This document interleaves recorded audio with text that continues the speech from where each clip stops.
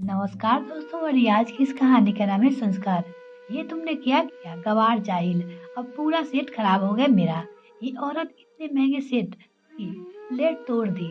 अनु गुस्से में अपनी मेट से बोली। काकी सुनीता की आंखों में आंसू आ गए।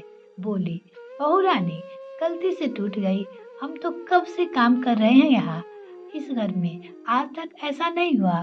अब गलती करके जबान भी चलाएगी मुझसे। अनु और जोर से चिल्लाई। आवाज सुन सास नीरजा और अनु का पति अमर और ननद मीता किचन में आ गई।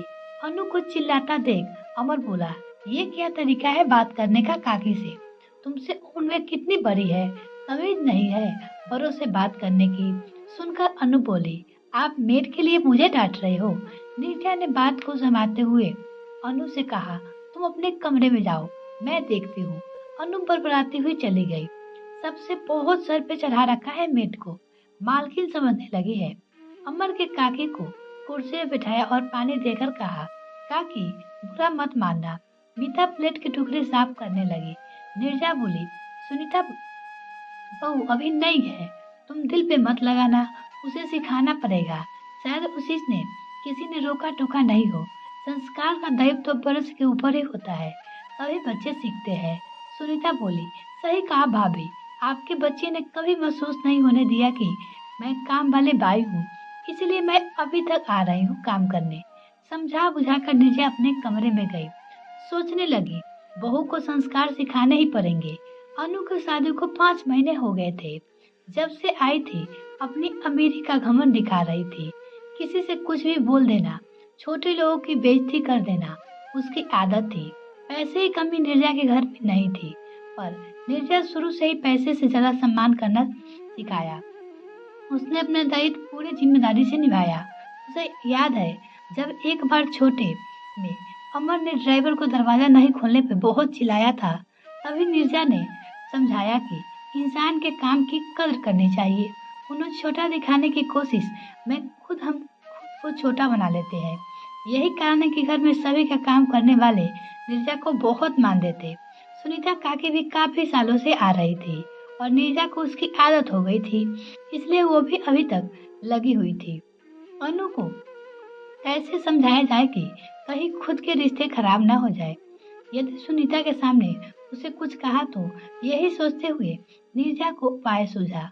उसने काकी को कुछ समझाया और जाने के लिए कहा। दूसरे दिन काकी को ना आया देख अनु बोली, ये काकी क्यों नहीं आई अभी तक? मुझे चाय पीना है। नीरजा बोली, उन्होंने कहा है कि वो काम पे नहीं आएगी। वो अपनी बहू से बोली। अब बोली, इतना घमंड है ना, आए मैं दूसरी बाई देख लूंगी। उसकी बहू अनु बोली, हाँ यही करना पड़ेगा, तुम जल्दी से ढूंढो, पहले चाय बना लो और अमर के लिए भी बना लेना। नीरजा अपने बहू से बोली, काम की आदत तो थी नहीं अनु को, उसे 2 कप चाय बनाना भारी पड़ रहा था। जल्दीबाजी में महंगा कप भी हाथ से टूट गया और टूट गया। सास के सामने देख नीरजा बोली, वो गलती से गिर गया है। नीरजा बोली, कोई बात नहीं, जानबूझकर कोई थोड़ी गिराता है। अब अनु को लगा कि उसके खामखा काफी चिल्लाया पर उसकी गलती मानी नहीं थी और चाय पीकर आसपास की मेड से बात करी, पर कोई राजी नहीं थी। कहने लगी, हमें भी अपना सम्मान प्यार है। अब अनु परेशान हो गई। तीनों मिलकर काम करने लगी। अनु बोली, माँ जी आप ही बुलाओ ना काकी को। तो अपनी सासू माँ से बोली। नीरजा ने तो खुद ही मना किया था सुनीता को आने को और काकी से काम करने का भी मना करा दिए थे। अब उसने कहा, अब वो नहीं आएगी, तुम बात करके देखो। और हाँ, एक बात याद रखो कि गलती सबसे होती है, पर किसी के काम और हैसियत देखकर इज्जत करना सही नहीं है। हमारे संस्कार ऐसे होने चाहिए कि हम किसी को गलती पे रोक लेकिन जलील ना करें, क्योंकि हमें उसकी जरूरत पड़ती है। और अनु को समझ में आ गया कि वो नीरजा के साथ काकी के घर गई और अपनी गलती मानकर उन्हें मना लिया।